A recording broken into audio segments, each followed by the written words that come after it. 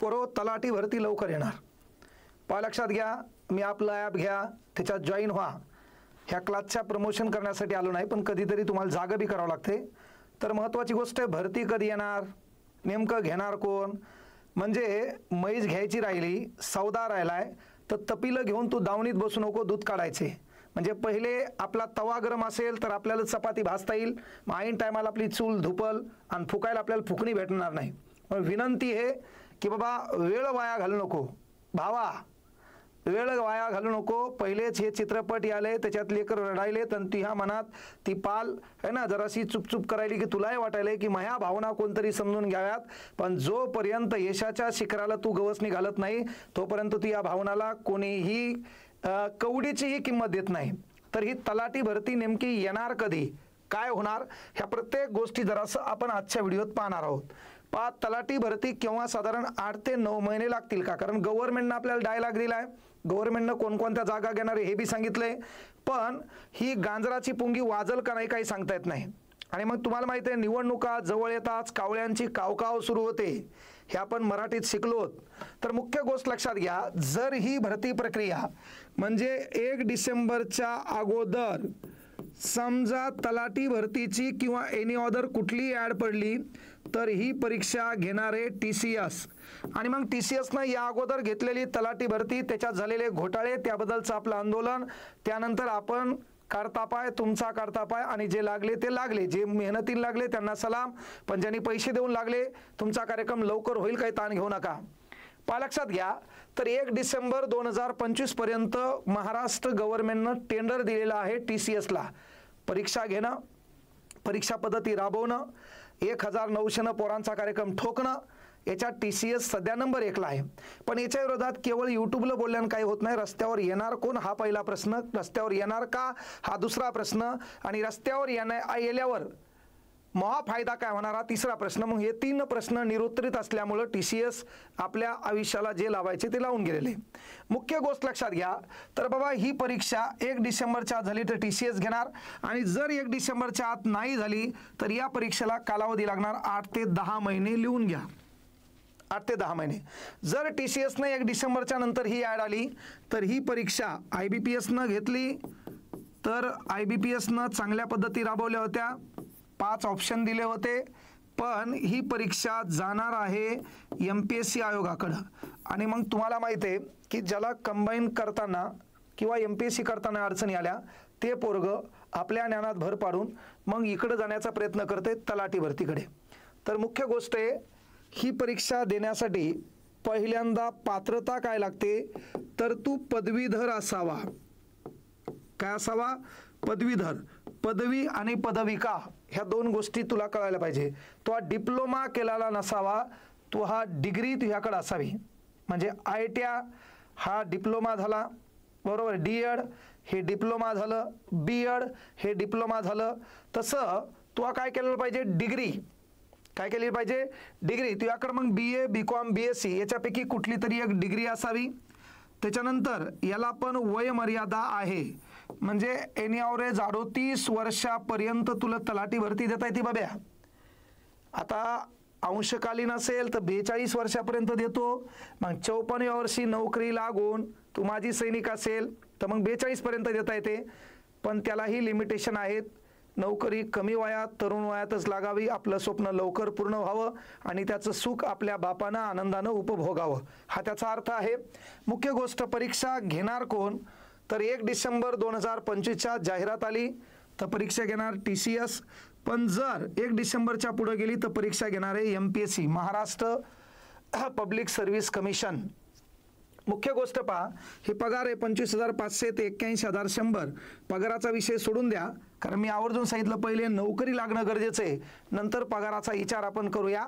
त्याच्यामध्ये तालुक्याच्या जवळ तलाट्याला गाव मिळालं तर त्याला पैसे कुठून कसे काढायचे तेच त्याला कळते. माणूस पाण्यात पडल्यावर बरोबर पोहत असते, हातपाय हलवत असते, तर ती लागल्यानंतरची गोष्ट आहे. आता मेन बाळा, आपलं ग्रॅज्युएशन झालेलं आहे. आता काही जण म्हणतील सर मी 3rd इयरला आहे, फॉर्मच भरता येत नाही, बेजार व्हायचं नाही. काय म्हणलं मी, डिग्री तुझ्याकडे परिपूर्ण असावी. मुख्य गोष्ट, याला विषय आहेत 4. गणित बुद्धिमत्ता हा एकत्र विषय धरला तर 4 आहेत, गणित बुद्धिमत्ता वेगवेगळे केले तर 5 आहेत. मग महत्त्वाची गोष्ट, हे जे 5 विषय बाळा, तर यामध्ये काय बाबा, याच्यामध्ये मराठी नावाचा विषय, इंग्रजी नावाचा विषय, सामान्य विज्ञान म्हणजे GK आहे, त्याला आपण GS म्हणतो, आणि बौद्धिक चाचणी, अंकगणित, रिझनिंग अँड मॅथ. आता मुख्य या प्रत्येक विषयाचे प्रश्न आहेत 25-25, पण प्रत्येक प्रश्न आहे 2 गुणाला, म्हणून पेपरमध्ये प्रत्येक प्रश्नाला 2 गुण असल्यामुळं पेपर होणार 200 गुणाचा, हेही आपल्याला कळावं. वेळ तब्बल 2 तास. मुख्य गोष्ट लक्षात घ्या, एकूण गुण आहेत 100, गुण आहेत 200, प्रश्न आहेत 100. आता या तलाठी भरतीला हे जे विषय आहेत त्या विषयामध्ये जर परीक्षा TCS न घेतली तर तुम्हाला मागील झालेले पूर्ण पेपर कधीचे, तर या अगोदर ही जे भरती झाली ती का 4600, त्यांचे झालेले पूर्ण पेपर सॉल्व करून घ्यायचे. त्याच्यातले एक न एक प्रश्न आपल्या नजरेखालून गेला पाहिजे. का, जर पेपर TCS न घेतला तर तेच पेपर तुम्हाला कामा पडतील आणि त्या पेपरवरून तुम्हाला कळेल कुठं मार्क कमी पडतील, कुठं मार्क वाढवतील. कळलं का? त्यामुळं तिकडला ताण घ्यायचा नाही. पण मुख्य गोष्ट बाळांनो, जर समजा पेपर MPSC आयोगाकडे गेला तर मराठी, मग मराठीसाठी तुम्हाला बाळासाहेब शिंदे सरांचं पुस्तकच नाही तर MPSC म्हणल्यावर मोरा वाळंबे सरांचं पुस्तक देखील वाचावं लागेल. कारण MPSC, PSI, STI, ASO, combine किंवा MPSC याला प्रश्न मोरा वाळंबे पुस्तकाचा आधार घेऊन विचारल्या जातात. पहा, TCS, स्कॉलरशिप, नवोदय याचे प्रश्न टाकत होतं, त्याच्यात पुन्हा शब्दसंग्रहावर जास्त भर TCS देते, ते तुम्हाला त्या मागल्या पेपरमध्ये पाहिल्यावर कळाल. इंग्लिश याला पुस्तक वापरायचं MJ शेख, ज्याची इंग्रजी वीक आहे त्यानं पहिल्यांदा, आता इंग्रजी तुमची आमची सर्वांची सारखीच, बाळासाहेब शिंदे सरांचं पुस्तक वापरा. आता सामान्य ज्ञान, हा यामध्ये तुमच्याकडे एकनाथ पाटील ठोकळा असावा. पण मुख्य गोष्ट आहे, जर पेपर TCS न घेतला तर मागील पेपरमध्ये आलेले GKचे जेवढे प्रश्न असतील तेवढे प्रश्न एकदा डबल वाचा आणि लक्षात ठेवा.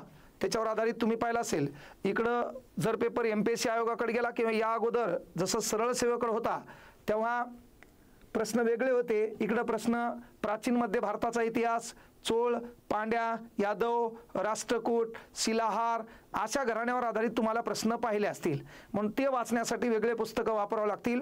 मुख्य गोष्ट लक्षात घ्या, बौद्धिक चाचणी.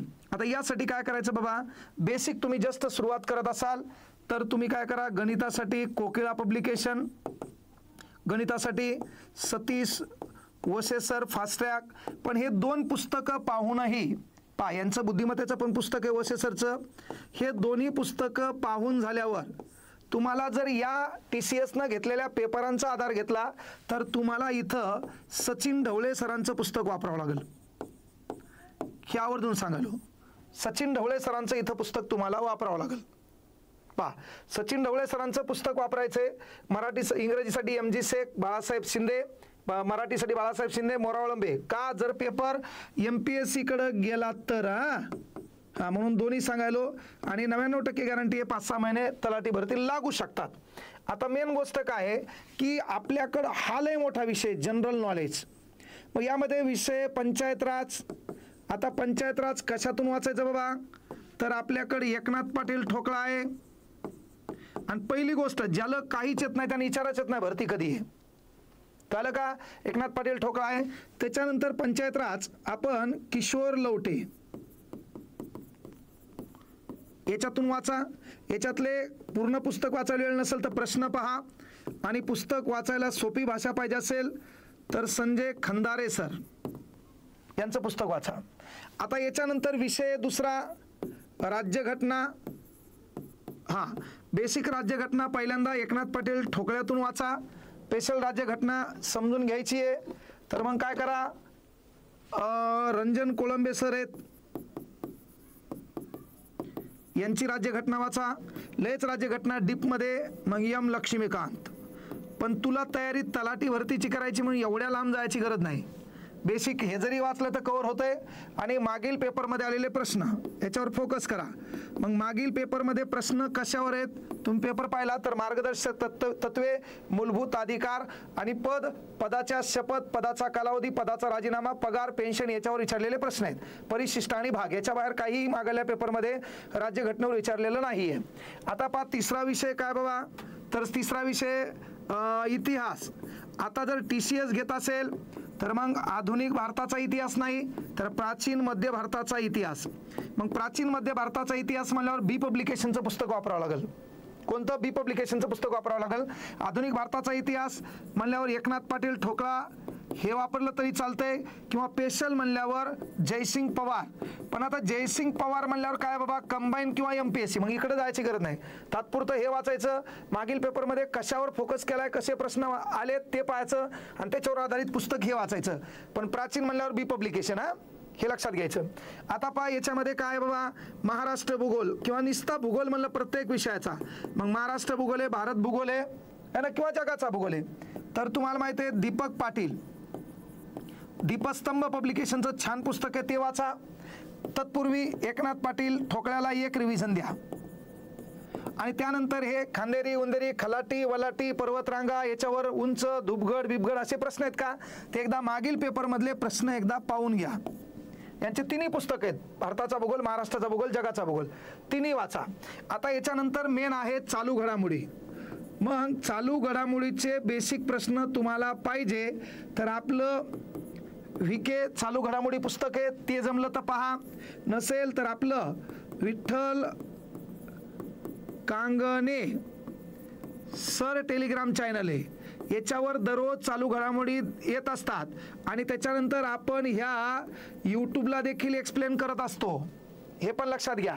आणि हे करूनही सर्व लेकरांना बेसिक अभ्यास करण्यासाठी प्राचीन मध्य भारत, आधुनिक भारताचा इतिहास, महाराष्ट्र भूगोल, भारत भूगोल याचा सारांश आणि परीक्षेला आलेला मागल्या प्रश्नाचा विचार करून जनरल डायरी म्हणून एक छोटंसं पुस्तक आहे. हे पुस्तक तुम्ही नक्षत्र बुक डेपो 8305050585 या नंबरवर ऑनलाईन याची जी काही पेमेंट आहे ते सांगेल तुम्हाला, ते पेमेंट सेंड करून हे पुस्तक तुम्ही मागून घ्यायचे, ऑर्डर करायचे आणि अभ्यासाला लागायचे. कळलं का? Yes no? हां. आता पहा, म्हणजे प्रत्येक गोष्टी आपण सांगितल्यात, प्रत्येक गोष्टीचा संदर्भ आपण या ठिकाणी दिलेला आहे. हे परभणी मध्ये छाया बुक स्टॉलवर आहे, संभाजीनगरमध्ये शीतल, त्यानंतर उदय, त्याच्यानंतर पुण्यामध्ये ज्युपिटर, विकास आहे ना, आणि पूनम या बुक स्टॉलवर उपलब्ध आहे. ते पुस्तक त्या ठिकाणी वापरा. आता बाळांनो मेन गोष्ट काय आहे? जलसंधारण विभागामध्ये 8767 जागा आहेत, त्याच्यापैकी एवढ्या जागाची मंजुरी मिळाली आहे. राज्य उत्पादन शुल्कमध्ये 1223 जागा आहेत. तलाठी भरतीच्या 16,549 मंजूर पदे आहेत, त्यामध्ये रिक्त पदं 2477 आहेत, त्यापैकी एवढ्या पदांची भरती होणार आहे. परभणी कृषी विद्यापीठामध्ये 1784 जागा आहेत, TCS परीक्षा घेणार आहे. पोलीस भरती 13,550 जागा आहेत. आरोग्य विभाग 2064 आहे. नगर परिषद गट क, गट ड 2151 आणि 978 अशा पदांची भरती आहे. काही जण म्हणतील भरती कधी हो, तुमचा क्लास चालू द्या. तर महाराष्ट्रात कमी फीस पण घेत असतो, ऑनलाईन क्लास पण आहे, ऑफलाईन पण आहे. मग बाकीचे लोक आपली दुकानदारी चालवालेत, थोडंफार मी त्याच्यावर बोलल्यावर लय काही तो नुकसान होणार नाही. आणि तू कमेंट करून वेळ वाया घालू नको, व्हिडिओ स्किप करायचा, दुसरे मोकार चाळे पाहायचे, कच्चा बदाम पक्का बदाम आणि स्वतःचा बदाम आणि स्वतःच कचार आहे. मग बाकी तू इच्छा आहे, पण जे कामाचं आहे त्याबद्दल बोलावं लागेल. तर बाळांनो ह्या प्रत्येक भरतीबद्दल आपल्याला ऑफलाईन क्लास करायचा असेल तर स्वामी विवेकानंद करिअर अकॅडमी परभणी, जुना पेडगाव रोड परभणी. आणि मग ऑनलाईन क्लास करायचा असेल तर VK क्लास, याच्यामध्ये तलाठी भरती रेकॉर्डेड लाईव्ह बॅच चालू आहे, त्याच्यावर पहा व्हिडिओ कसे आहेत. यामध्ये आवर्जून गोष्ट सांगायलो की सकाळी 9 वाजता क्लास आहे चालू घडामोडीचा, कळलं. आणि त्यानंतर पहा, लक्षात घ्या 2 ते 4 या दरम्यान आज मी ठाणे निघल्यामुळे 12 वाजता क्लास झालाय. सरासरी भाग 3 इथं क्लास आहे माझा स्वतःचा, गणित आणि GK, त्याच्यानंतर पेपर एक्सप्लेनेशन मीच घेणार, कळलं. त्यानंतर लक्षात घ्या 6 ते 7 क्लास आहे बाळांनो. मधामध्ये एक क्लास आपण पुन्हा दिलाय, तो म्हणजे 5 ते 6च्या दरम्यान किरण सर, याच्यामध्ये राज्यघटना पंचायत एक विषय त्यांच्याकडे दिला आहे. 6 ते 7 विषय आहे इंग्रजी. खलसे सर शिकवणार आहेत. एकदा व्हिडिओ पहा ॲपमध्ये, बरे वाटले तरच बॅच जॉईन करा. त्याच्यानंतर 7 ते 8 क्लास आहे बुद्धिमत्ता, सुमित काकडे सर. 8 ते 9 क्लास आहे मराठी, मगर सर. 9 ते 10 TCS पॅटर्नवर आधारित विज्ञान क्लास आहे उमेश पाटील सर. म्हणून लक्षात घ्या, सर्व लेकरांच्या निकालामध्ये आपण कटिबद्ध आहोत आणि असणार हा शब्द इथून द्यालो. प्रत्येकाने तयारी करा, कधी आड पडेल काही सांगता येत नाही. महानगरपालिकेच्या किंवा पंचायत राज व्यवस्थेच्या निवडणुकीमध्ये आचारसंहिता भरती प्रक्रियेत सहसा लागू शकत नसते, पण शेवटी गव्हर्नमेंट हे ते काय करेल काही सांगता येत नाही. आणि जरी लागली तर ते तुम्हाला माहिती आहे की बाबा एप्रिल म्हणाले, ते नोव्हेंबर डिसेंबरच्या दरम्यान जरी इलेक्शन झालं तर फेब्रुवारीला जाहिराती पूर्ण असतील आणि त्यांचा पेपर देखील घेतील. म्हणून आपलं काम आहे की आपला तवा गरम असणं गरजेचं आहे, आपला अभ्यास असणं गरजेचं आहे. मागील वर्षी आपण लॅबमध्ये बसत होतो, सर्व सुरळीत चालू होतं, पण कोणाच तरी नाद लागला, काहीतरी आपण वायफळ कुठतरी वेळ खर्च केला आणि आपण आपल्या स्वतःच्या स्वप्नाबद्दल थोडं सिरियस झालो नाही.